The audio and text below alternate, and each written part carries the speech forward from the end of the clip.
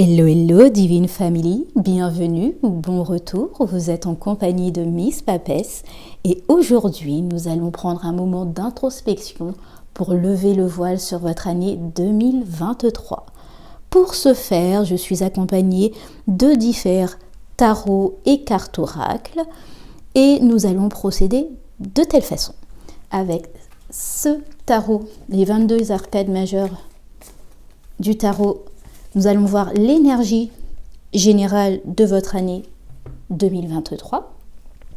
Après ça, maison par maison, avec les cartes oracles soleil, nous allons voir ce qu'il en est. Elles seront accompagnées aussi de cartes des 22 arcades majeures du tarot de Marseille. Enfin, nous allons fignoler tout ça mois par mois en utilisant ce tarot-là, accompagné d'un petit Lenormand. Et aucun tirage ne devrait se faire sans une carte oracle, je dirais, d'encouragement. Nous allons finir avec les cartes de la loi de l'attraction pour donner un message pour le signe en solaire, en ascendant et en lunaire. Mais avant, je voulais vous souhaiter une excellente et heureuse année 2023.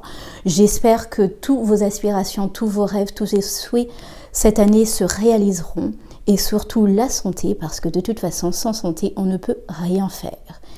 Pour finir, je voudrais vous dire que vous avez l'entière responsabilité de votre vie. C'est une personne, quelle qu'elle soit, ou une personne qui vous tire les cartes, c'est juste, on va dire, une possibilité de votre vie. C'est vous qui avez les cartes en main, c'est vous qui pouvez changer absolument tout ça. Donc si vous constatez, ou en tout cas vous considérez que ce que j'ai pu vous dire, ça n'allait pas du tout avec votre point de vue, je vous prie de changer de chaîne ou en tout cas d'aller voir autre chose. Et surtout, sachez, vous avez l'entière responsabilité de votre vie. Et enfin, si vous appréciez cette vidéo et les autres, je vous invite à aller les voir. Venez compléter la Divine Family et abonnez-vous, mettez un petit pouce, mettez un commentaire, j'en serais très très ravie. Et puis surtout, je vous conseille vraiment de venir, je dirais, durant les prochains mois, regardez, vérifiez ce qu'il en est, qu'est-ce qui s'est passé, est-ce que les choses que vous avez entendues se sont produites, ou en tout cas est-ce que ça vous parle beaucoup plus maintenant qu'auparavant quand vous avez écouté une première fois la vidéo. Donc voilà, nous allons commencer tout de suite. Bisous, à tout de suite. Amis Scorpions, découvrons ce que vous réserve cette année 2023. Comme énergie générale, vous avez la carte du chariot. Ok, vous allez à la conquête de quelque chose cette année. Vous avancez coûte que coûte. Ok, pas mal.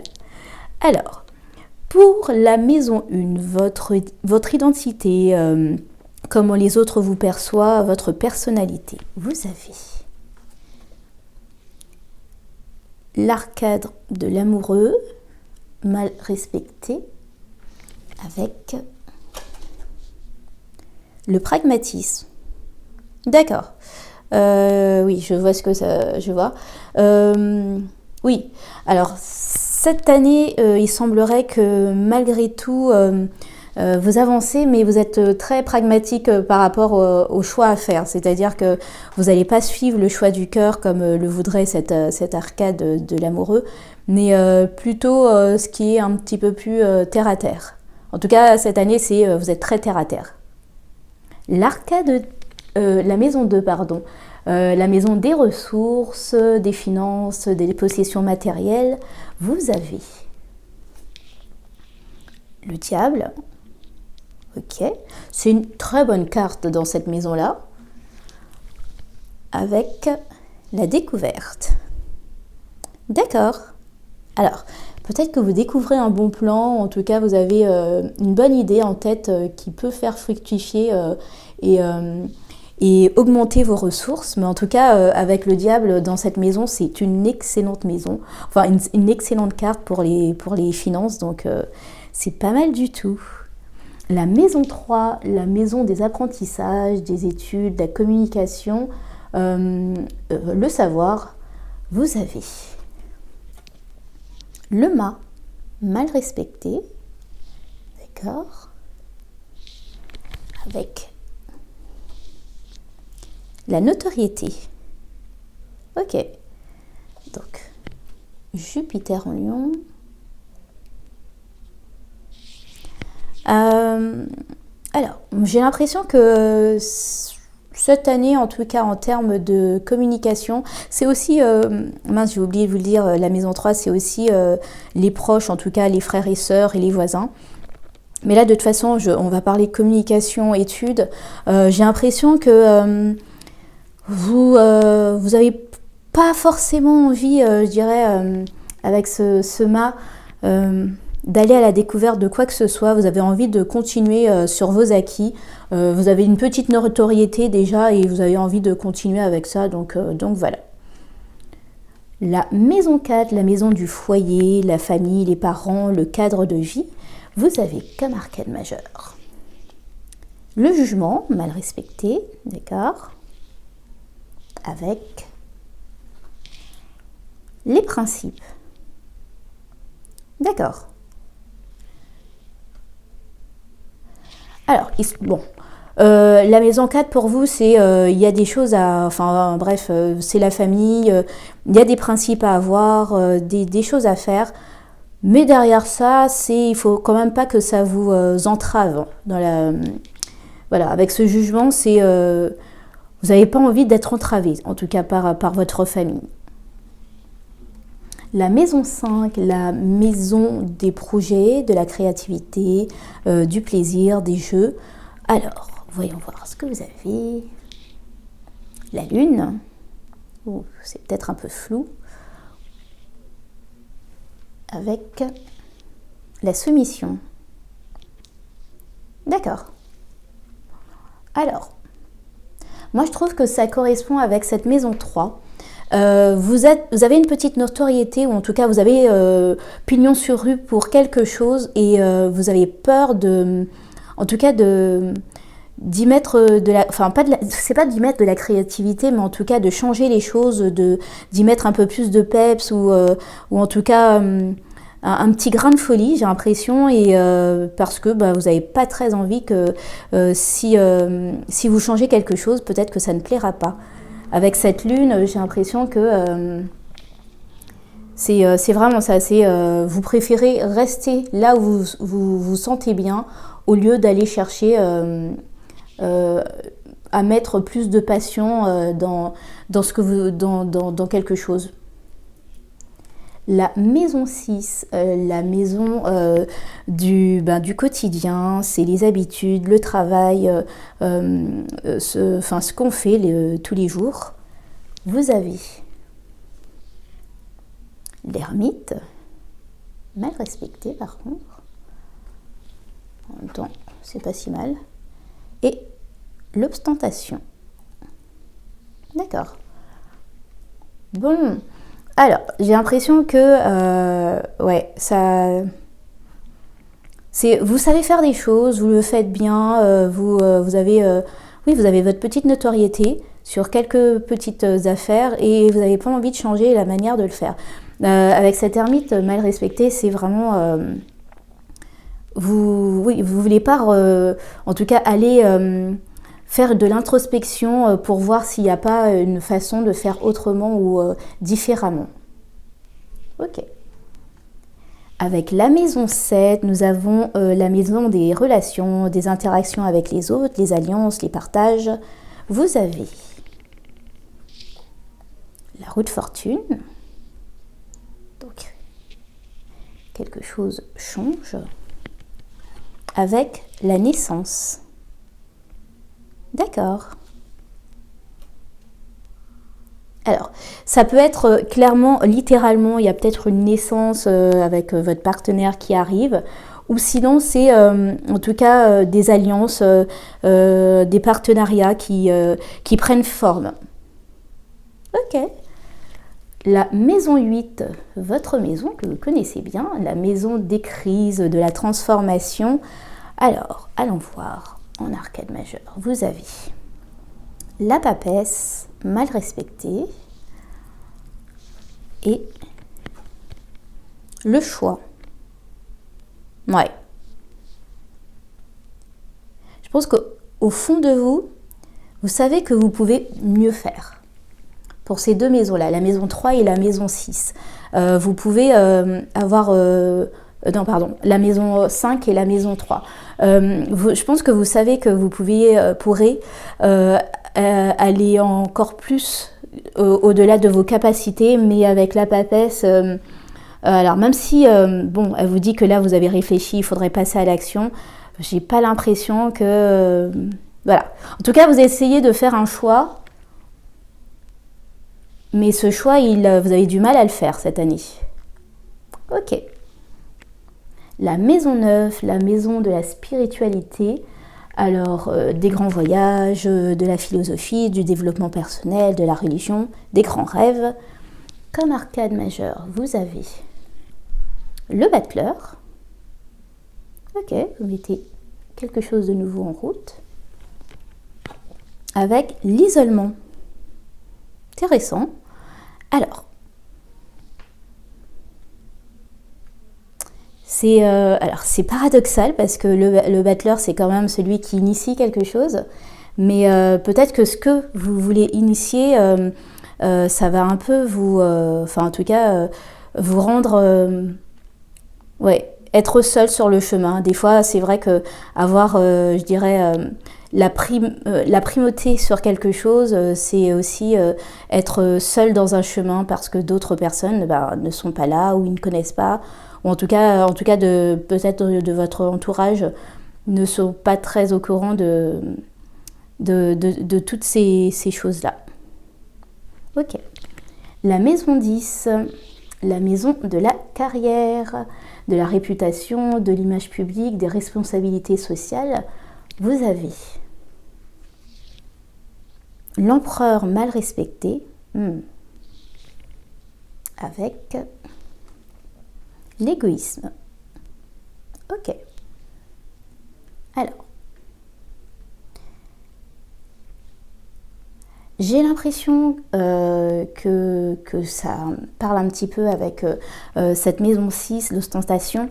Vous essayez de montrer que vous êtes plus que plus, c'est-à-dire que j'ai construit quelque chose, voilà comment j'ai fait, voilà comment ceci, mais derrière ça, ça vous met un peu dans une position, je dirais, qui vous oblige à être tout le temps sur une forme de pression et surtout de faire attention à tout le monde, de croire que... Parce que moi, je suis pas sûre que ça soit réellement vous qui êtes égoïste sur le coup, mais j'ai l'impression que c'est vraiment chaque petit détail, vous faites attention à ce qu'on me prie pas ça, à ce qu'on me copie pas ça. Donc voilà, je pense que l'empereur, réellement, il a assez de ressources pour pouvoir s'en sortir. Il n'a pas besoin de s'enfermer dans ce carcan-là. Et puis surtout, en plus, on vous propose d'aller à la découverte d'autres choses. Donc moi, je pense que vous devriez le faire au lieu de chercher à garder un statut à tout prix. Moi, je sens que ce statut-là là, de l'ostentation, je possède, vous voulez le garder à tout prix, alors qu'on vous appelle peut-être à laisser les faire les choses et aller voir autrement, enfin autre part. La maison 11, la maison des amis au sens large, c'est la maison de l'entourage, de la communauté et des associations. Vous avez l'étoile, ok, et la générosité, superbe. Alors, Saturne en Lion, c'est ça le vrai truc, c'est qu'au fond de vous, vous êtes quelqu'un de vraiment généreux et quelqu'un qui veut vraiment aider les autres. Donc, vous donnez en tout cas une image, je dirais, de manière professionnelle qui est dure, enfin, en tout cas qui ne laisse rien passer, alors que pour de vrai, au fond de vous, vous êtes adorable et vous êtes prêt à donner enfin, jusqu'à votre chemise pour les autres. La maison 12, la maison des secrets, la maison des craintes, des craintes inconscientes. Vous avez le chariot à l'envers, par contre, d'accord, mal respecté, par rapport à le statut, ouais, bah oui. En même temps, ça a parlé de ça pendant tout le tirage. C'est vraiment ça, c'est-à-dire que pour avancer, pour aller en tout cas à la conquête d'autres choses, il va falloir à un moment donné laisser tomber cette posture que vous avez. Laisser tomber, ça ne vous rend pas quelqu'un de moins bien en fait, c'est juste le statut quoi, c'est une posture que vous avez et les gens n'ont pas besoin de savoir ça en fait. On sait parfaitement que vous êtes quelqu'un de merveilleux, de généreux, vous n'avez pas besoin de montrer que vous êtes plus que plus. Voilà les scorpions, nous allons voir maintenant mois par mois ce qu'il en est. Ok, amis scorpions, regardons ce qu'il en est mois par mois de votre année 2023. Le mois de janvier, nous avons l'as de bâton. Ok. Vous pensez à mettre un projet en route, de voyager, d'aller quelque part en tout cas. Et c'est accompagné des oiseaux. Vous en parlez autour de vous ou en tout cas vous communiquez dessus. C'est plutôt pas mal. En février, vous avez l'as de denier, d'accord. C'est très bien en fait. Vous commencez par un projet, vous vous mettez en action, vous mettez le projet en tout cas dans la matière et ça vous rapporte déjà de l'argent, donc ou en tout cas ça vous rapporte quelque chose déjà avec les poissons. Très très beau au mois de février en tout cas. Le mois de mars, nous avons, voilà, hop là, le roi de denier, d'accord, la stabilité commence déjà à être là, sublime, avec l'ancrage, oui, c'est vraiment, en tout cas, le projet que vous avez en tête, le projet que vous voulez mettre en place, il marche extrêmement bien, parce que vous communiquez, ça vous apporte des finances et ça vous permet d'être stable. Très très beau début d'année. Mes amis scorpions, nous allons voir en avril le 2 d'épée, d'accord, il faut faire un choix, prendre une décision par rapport à l'arrivée, donc vous avez sûrement l'arrivée d'une nouvelle problématique, il faut prendre une décision. Allons voir tout de suite le mois de mai pour voir un peu ce qu'il en est exactement. 5 de bâton, d'accord, la compétition.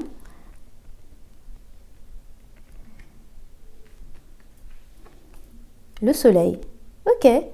Alors vous prenez position, vous restez dans la compétition par rapport en tout cas à quelque chose qui est arrivé, en tout cas vous avez dû prendre une décision. Vous avez décidé d'y aller et de prendre position et d'être compétitif aussi. Et ça vous rapporte quand même, avec ce soleil, on voit que ça vous réussit. Et enfin, au mois de juin,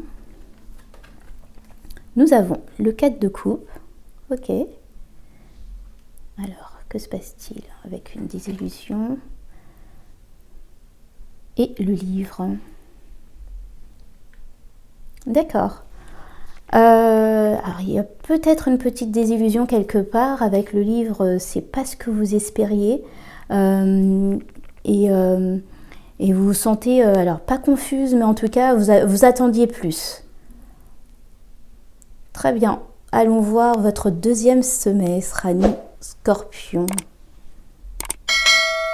Voyons voir ce que ce deuxième semestre vous propose, mes amis Scorpion. Donc, le mois de juillet 2023, nous avons la tempérance, avec l'arbre. D'accord. Alors, j'ai l'impression qu'on vous demande de faire attention parce que c'est vrai que ce début d'année, vous l'avez commencé un peu sur les chapeaux de roue.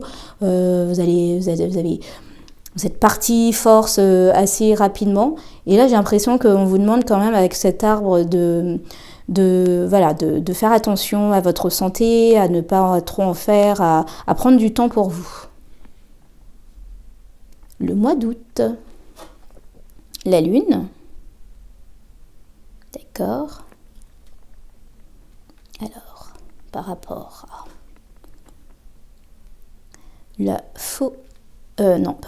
le balai. Donc, j'ai l'impression que vous avez, en tout cas, vous êtes un petit peu inquiète par rapport à quelque chose que vous ne voyez pas arriver, ou en tout cas qui vous pose un petit peu des problèmes. Vous pensez que c'est une désillusion, mais avec ce balai là, je pense que vous allez vous mettre un petit coup de balai dans cette histoire-là. Enfin, en tout cas, vous remettre arriver à croire en vos intuitions. Ok, mois de septembre. Le 4 d'épée. D'accord, vous avez besoin de repos, de tranquillité pour mieux réfléchir. Avec ce serpent, j'ai l'impression qu'il y a quelques petites personnes, des petites langues de vipère qui vous mettent des bâtons dans les roues. Et donc, vous avez besoin, oui, clairement de temps pour pouvoir trouver, en tout cas, une solution pour arranger tout ça. D'accord. En mois d'octobre, vous avez le fou. D'accord. Vous reprenez des risques, vous y allez innocemment. En tout cas, vous recommencez à vouloir aller coûte que coûte quelque part. Et donc, avec... Ah, super. L'anneau...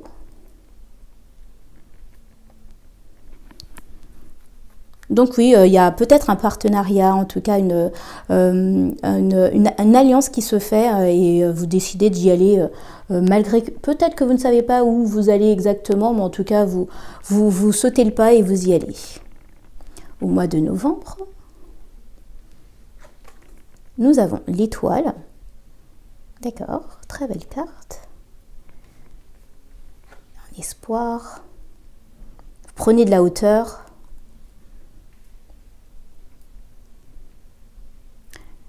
Ouais, je pense que vous prenez de la hauteur par rapport à ces petites situations qui est un petit peu brouillonne. Vous y allez, vous continuez sur votre lancée, vous avez encore espoir en vos rêves et avec cette tour, vous prenez de la hauteur pour continuer. Et le mois de décembre, les amoureux, alors, par rapport à encore la lune, d'accord. Ouais.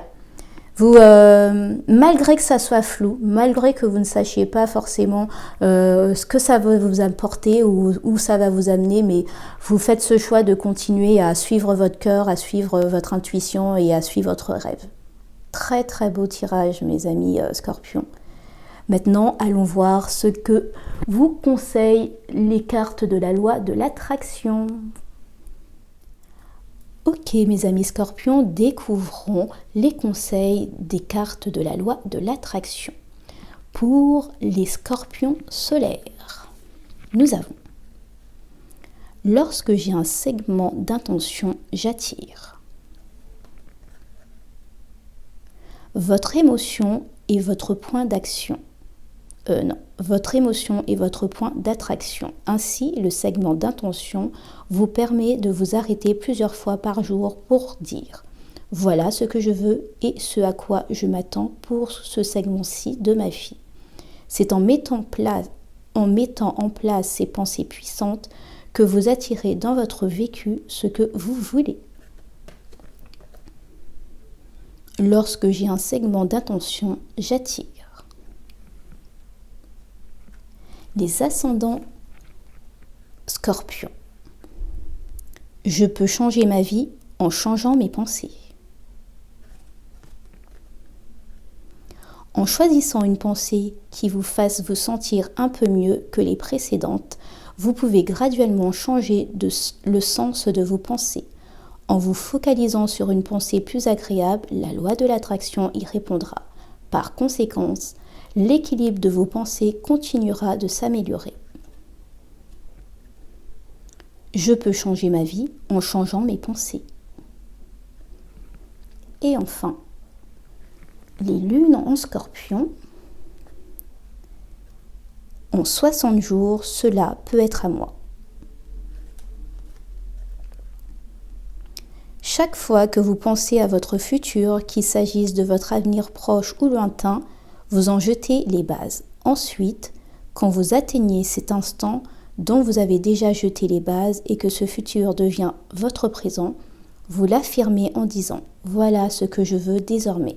Et toutes les pensées que vous avez préalablement eues s'adapteront les unes aux autres pour vous procurer exactement l'expérience que vous voulez vivre dans le moment présent. En 60 jours, cela peut être à moi. Voilà mes amis Scorpions, c'était un tirage, je dirais, intense. Je vous conseille réellement de faire attention en fait au statut que vous voulez absolument avoir aux yeux des autres et de vivre la vie pour vous-même. Parce que c'est en suivant votre choix du cœur qui vous apportera le plus de bonheur, mais en plus la réussite aussi. Voilà, c'est tout pour moi. Je vous souhaite une excellente année 2023. Faites attention à vous, profitez au maximum. Bisous, bisous. Ciao.